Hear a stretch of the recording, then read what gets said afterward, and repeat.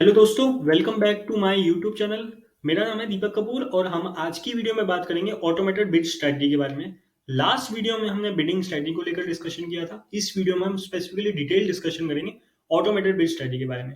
Basically bidding दो type की होती है, एक होती है ऑटोमेटेड बिडिंग, एक होती है मैनुअल बिडिंग। इस वीडियो में हम डिटेल डिस्कशन करेंगे ऑटोमेटेड बिड के बारे में। मैनुअल बिडिंग जो होती है वो हम नेक्स्ट वीडियो में डिस्कशन करेंगे। तो अगर हमें अपनी ऐड को टॉप रिजल्ट में गूगल के सर्च रिजल्ट पे दिखाना है, तो हमें किसी सर्टेन कीवर्ड्स पे हमें अपनी बिडिंग लगानी पड़ती है। अब कीवर्ड्स क्या होते हैं हम फर्दर डिस्कशन करेंगे, बट अभी के लिए आप समझिए वो ऐसे पैरामीटर जो गूगल के सर्च रिजल्ट में हम टाइप करते हैं जिसमें हमारी कीवर्ड शो होगी। हर कीवर्ड का एक अलग वॉल्यूम होता है, एक अलग बिडिंग होती है। बट कुछ ऐसी बिडिंग स्ट्रेटजी गूगल ने खुद से ऑटोमेट कर रखी है जिसको हम फॉलो करके अपने मैक्सिमम प्रॉफिटेबल बिजनेस बना सकते हैं। इस वीडियो का मैं एक प्रीफेस सेट कर देता हूँ, जिसमें मैं आपको पहले ही बता देता हूँ कोई भी ऐसे सेट रूल नहीं है जिससे हम अपनी रूल्स को सेट ऑफ रूल्स को फॉलो करके बिडिंग के रूल को फॉलो करके अपने बिजनेस को प्रॉफिटेबल बनाएं। हमें हिट एंड ट्रायल्स करके एक्सपेरिमेंट करके अपने बेस्ट पॉसिबल मेथड निकालने ही पड़ते हैं। तो अगर आप सोचते हैं कि कोई रूल्स बने हुए हैं जिसमें हम जिसको फॉलो करके वीडियो में रैंक करके अच्छे रिजल्ट ला सकते हैं, तो ऐसा कुछ रूल्स नहीं है। आपको ये समझना पड़ेगा कि अगर आप 1-2 साल के एक्सपीरियंस हैं या फ्रेशर हैं, तो आप देखेंगे या देख रहे होंगे कि कुछ कैंपेन सडनली बहुत टेरिबल रिजल्ट देते हैं, ठीक है?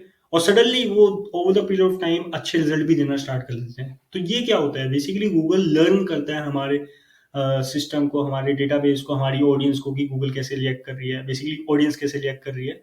तो उसके आइडियली गूगल काम करता है, ठीक है? तो सेट रूल कुछ भी नहीं है, कुछ फंडामेंटल्स हैं उसको जरूर फॉलो करेंगे, बट हमें खुद से एक्सपेरिमेंट करके फाइंड आउट करना होता है कि क्या चीज काम कर रही है हमारे बिजनेस के अकॉर्डिंग, ठीक है?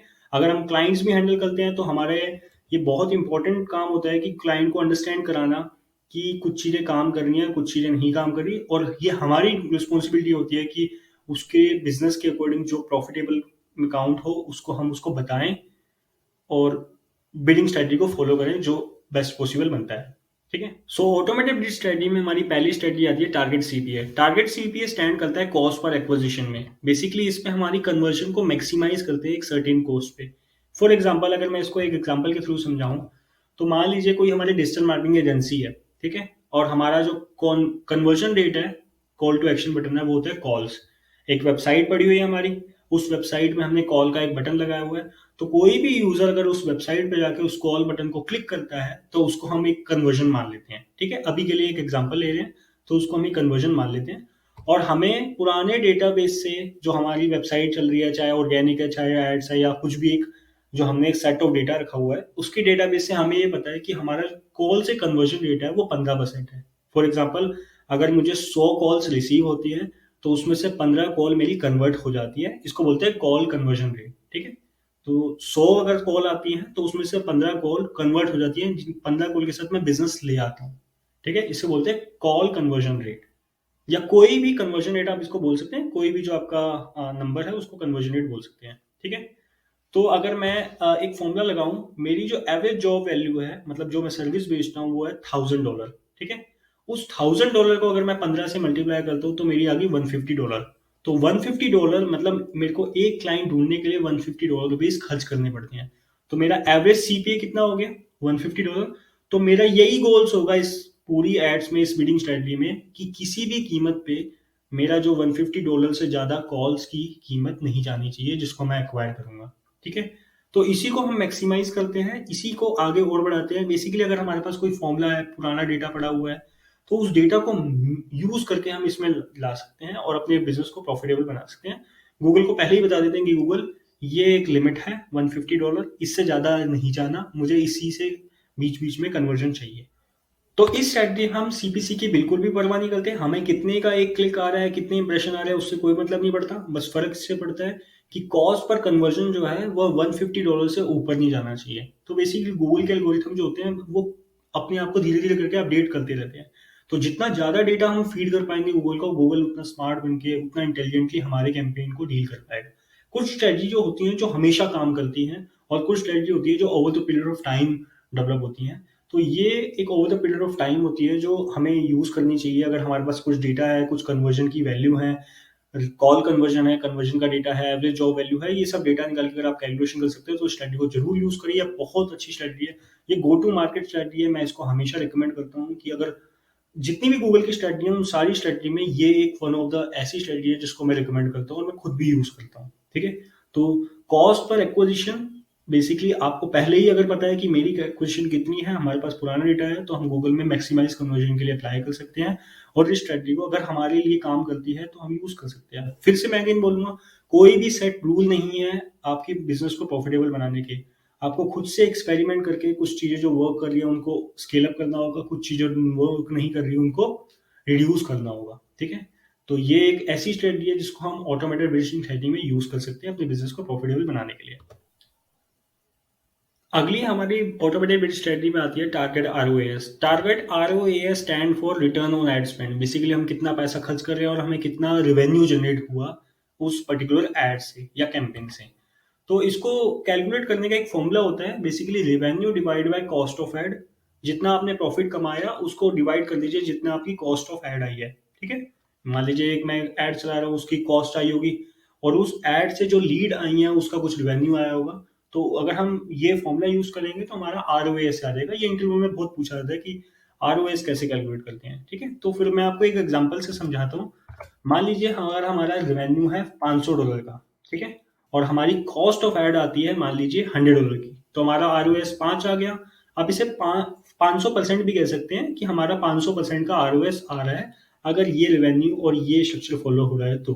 ठीक है, ये नंबर्स फॉलो हो रहे हैं तो हमारा 5 या 500 आरओएस आता है। तो इस ऑटोमेटेड बिड स्ट्रेटजी का एक मल्टीपल बेनिफिट क्या है कि हम इसमें मल्टीपल नंबर को ट्रैक कर सकते हैं। मल्टीपल नंबर मतलब जो हमने सीपीए जो प्रीवियस स्ट्रेटजी की बात करी थी उसमें सिर्फ हम एक रिवेन्यू पार्ट टारगेट कर रहे थे कि हमें इतना कॉस्ट पर कन्वर्जन चाहिए, है ना, कॉस्ट पर एक्विजिशन चाहिए।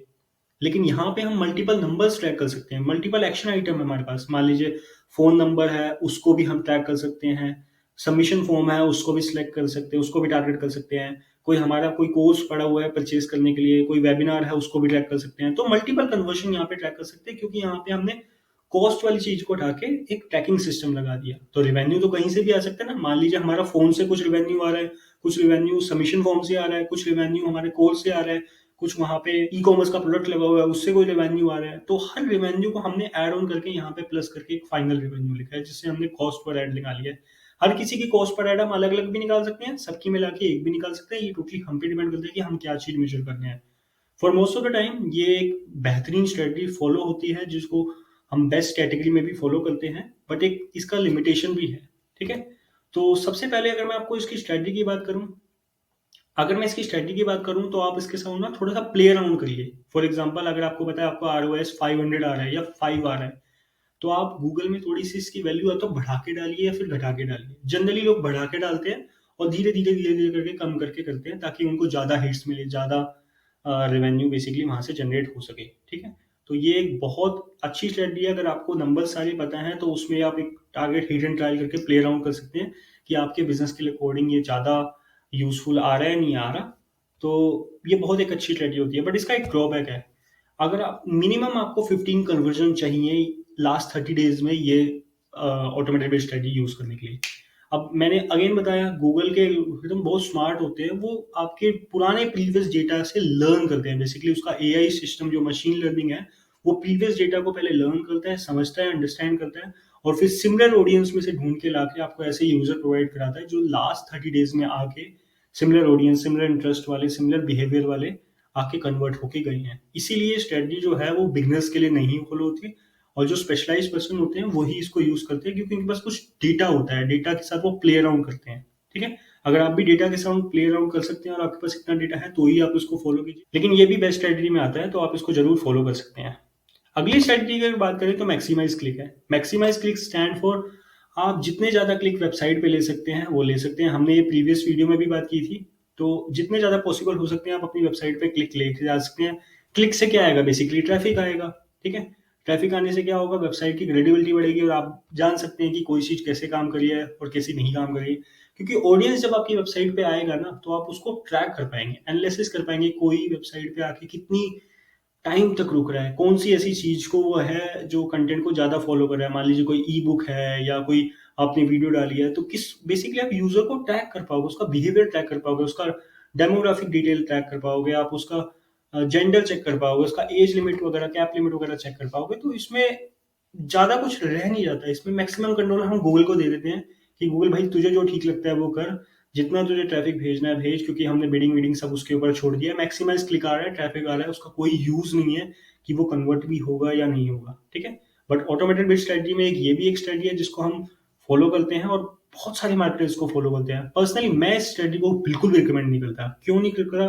क्योंकि मैंने लास्ट वीडियो में बताया था, ये एक वैनिटी है, ये ब्रांडिंग के परस्पेक्टिव से यूज करा जा सकता है, लेकिन अगर आपकी वेबसाइट पे कितना ट्रैफिक आ रहा है उससे कोई फर्क नहीं पड़ता मुझे, अगर वो ट्रैफिक कन्वर्ट ही नहीं हो रहा है तो।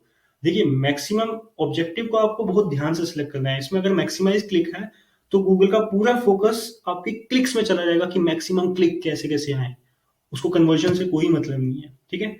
तो ये एक ऐसी स्ट्रेटजी है जिसको मैं रिकमेंड बिल्कुल नहीं करता, बट बहुत सारे बिगनर्स पे जो होते हैं वो इसको यूज करते हैं ताकि वेबसाइट पे कुछ ट्रैफिक आए, कुछ डेटा आए जिसको वो एनालाइज कर पाए। क्योंकि बेसिक और अगर डेटा नहीं होता तो हम एनालिसिस नहीं हो पाती, हमारे कुछ डिसीजन नहीं ले पाते। हम डिसीजन लेने के लिए कुछ डेटा चाहिए होता है, इसलिए एक स्ट्रेटजी है जो ऑटोमेटिक बिड स्ट्रेटजी में बहुत आमतौर पर जनरली यूज करी जाती है। So next, automated bid strategy में काउंट होती है conversion value, maximise conversion value. Basically ये भी वही है कि आप अपना सारा बजट एक कन्वर्जन में डाल देते हैं। कन्वर्जन हम पिछली वीडियो में डिस्कशन कर चुके हैं और मैंने एक इसके लिए डेडिकेटेड वीडियो भी बना रखी है। कन्वर्जन क्या होता है? बेसिकली अपनी वेबसाइट में कुछ सर्टेन स्कोर को ट्रैक करना जो आपके बिजनेस के लिए इंपॉर्टेंट होता है। फॉर एग्जाम्पल, मेरी वेबसाइट में कोई ई कॉमर्स का प्रोडक्ट लगा, अगर उसी को परचेज कर देता तो वो मेरा कन्वर्जन हो गया। कोई फॉर्म अगर फिलअप कर देता है तो वो मेरा कन्वर्जन हो गया। कोई न्यूज़लेटर अगर फिलअप कर देता है तो वो भी कन्वर्जन हो गया, ठीक है। तो इसमें क्या होता है, हम कन्वर्जन वैल्यू के बारे में ज्यादा फोकस कर सकते हैं, ठीक है। वैल्यू क्या हो सकती है? आपकी सेल्स की रिवेन्यू भी हो सकती है या प्रॉफिट मार्जिन भी हो सकते हैं। इन्हीं दोनों में से किसी एक फैक्टर को हम इंक्रीज करेंगे और इम्प्रूव करेंगे एड्स में। ये एक ऑटोमेटेड बेस्ड स्ट्रेटजी में यूज होता है, ठीक है। तो इसमें हम वंस अगेन गूगल के एल्गोरिथम को ट्रस्ट कर रहे हैं, गूगल को एक फुल अपॉर्चुनिटी दे रहे हैं कि भाई मेरा डाटा सारा पड़ा हुआ है, सारा देख, एनालाइज कर, और ये मेरा सेल्स का रिवेन्यू या फिर प्रॉफिट मार्जिन है, इसको बढ़ा, ठीक है। इसमें हम अपने नंबर्स कुछ पुट कर देते हैं, वो नंबर्स को हम आने वाली वीडियो में देखेंगे। बट ट्रस्ट मी, इस स्ट्रेटजी को भी ज्यादा मैं रिकमेंड नहीं करता। क्यों? क्योंकि हम गूगल के एल्गोरिथम में मैनुअली बिलीव नहीं कर सकते हैं ना। बिल्कुल 100% कंट्रोल दे दो और हम बैठ के देख रहे हैं, ठीक है। गूगल इतना स्मार्ट भी नहीं है कि हमारे डेटा को एनालिसिस करके हमसे बेस्ट रिजल्ट देते। हमारे बिजनेस को अंडरस्टैंड करना हमसे बेहतर कोई नहीं हमारे बिजनेस को अंडरस्टैंड कर सकता। तो मैं जो खुद से रिकमेंड करता हूँ स्ट्रेटजी के लिए, वो करता हूँ मैनुअल सीपीसी। मैनुअल सीपीसी में जब मेरे कुछ रिजल्ट निकल आते हैं, कुछ नंबर्स आइडेंटिफाई हो जाते हैं, क्योंकि मुझे उसमें पता चलता है कि मेरी क्या चीज काम कर रही है, क्या चीज नहीं काम कर रही है। यहाँ पे तो अगर एआई सिस्टम अगर काम कर रहा है, मुझे पता ही नहीं चलता कि कौन सा उसने एल्गोरिथम लगा के, कौन से कीवर्ड लगा के ज्यादा कर दिया, है ना। तो मैनुअल सीपीसी में मेरे पास फुल कंट्रोल होता है, उससे रिजल्ट निकाल के मैं अपने नंबर्स को सीपीए में या फिर रिटर्न ऑन एड स्पेंड में यूज करता हूँ। बट मैक्सिमम कन्वर्जन वैल्यू मैं रिकमेंड नहीं करता। बट आपके पास, अगर आपके पास एक अच्छा डेटा है तो आप प्लीज उसको एक प्ले अराउंड करिए, एक बार चेक करिए कि इसमें आपके लिए, आपके बिजनेस के अकॉर्डिंग ज्यादा रिजल्ट मिल रहे हैं या नहीं मिल रहे हैं। बट बिगनर्स के लिए बिल्कुल भी नहीं है। अपना मैनुअल सीपीसी में या टारगेट सीपीए में आप रिजल्ट निकालिए और उसी से ज्यादा कन्वर्जन मैक्सिमाइज करने की कोशिश कीजिए। नेक्स्ट हमारी जो एक स्ट्रेटजी आती है ऑटोमेटेड बिडिंग में, वो आती है target impression share. Last video में मैंने इसके बारे में डिस्कशन किया था। बेसिकली हमारा इसमें गोल रहता है मैक्सिमाइज इंप्रेशन लेने का। जैसा हमने मैक्सिमाइज क्लिक्स के लिए डिस्कशन किया था, यहाँ पे हम मैक्सिमम इंप्रेशन ले रहे हैं। ये ब्रांड अवेयरनेस के लिए बहुत अच्छी स्ट्रेटजी होती है। सीपीसी इसमें बहुत हायर रहता है। क्यों हायर रहता है? इसका one of the main reason यही है कि इसमें जो गूगल का गोल होता है, जो ऑब्जेक्टिव होता है, वो ज्यादा से ज्यादा इंप्रेशन लेना होता है। गूगल क्या करता है, मार्केट में जितने भी सर्च हो रही होती हैं उन सर्च को मैक्सिमाइज करके शिफ्ट कर देता है, ड्राइव कर देता है हमारी एड के ऊपर, हमारे सर्च रिजल्ट में जो एड शो हो रही है उसके ऊपर। तो इसमें सीपीसी बहुत ज्यादा हाई होता है क्योंकि इसका प्योरली इंटेंट होता है सिर्फ अवेयरनेस के लिए या इंप्रेशन के लिए, इंप्रेशंस के लिए होता है, इसलिए इसमें सीपीसी बहुत हाई होता है। तो वंस अगेन मैं इसको स्ट्रेटजी को बिल्कुल भी रिकमेंड नहीं करता, क्योंकि इंप्रेशन फिर से वही वाली बात होगी कि टॉप में अगर इंप्रेशन हमारे आ भी रहे हैं तो उससे क्या फर्क पड़ता है ना। ये तो नेवर एंडिंग प्रोसेस होगी। इससे बेटर हम अपने एसईओ में फोकस करके अपने सर्च रिजल्ट में जो मैनुअली कीवर्ड आते हैं जिसमें हमारा इनडायरेक्ट कॉस्ट इन्वॉल्व होता है, उसी की हम इंप्रेशन ले लें। क्योंकि अगर मैं पैसे खर्च करके टॉप रिजल्ट में आ भी रहा हूँ तो जब तक क्रेडिट कार्ड लगा तब तक ही मेरी एड दिखाई दे रही है। जैसे ही क्रेडिट कार्ड खत्म, एड फिर से बंद हो जाएगी। तो इससे बेटर है कि मैं अपने ऑर्गेनिक पे फोकस करूं और यहाँ पे मैं अपनी कन्वर्जन पे ज्यादा फोकस करूं, क्योंकि इसमें डायरेक्ट मेरा पैसा लग रहा है। लेकिन वंस अगेन, अगर आपके पास बहुत अच्छे अमाउंट का बजट है तो आप अपनी स्ट्रैटेजी के साथ प्ले अराउंड कर सकते हैं, इसको देख सकते हैं। मैं लेकिन इसको खुद से रिकमेंड नहीं करता। क्यों नहीं करता? क्योंकि इसमें मेरे को बिजनेस नहीं मिलता, सिर्फ इंप्रेशन मिलते हैं, जिसके लिए मेरा एसईओ काफी है। तो थैंक यू दोस्तों, इस वीडियो में इतना ही। Till then keep learning and keep growing. Video को लाइक, सब्सक्राइब और शेयर कर देना दोस्तों के साथ। Thank you.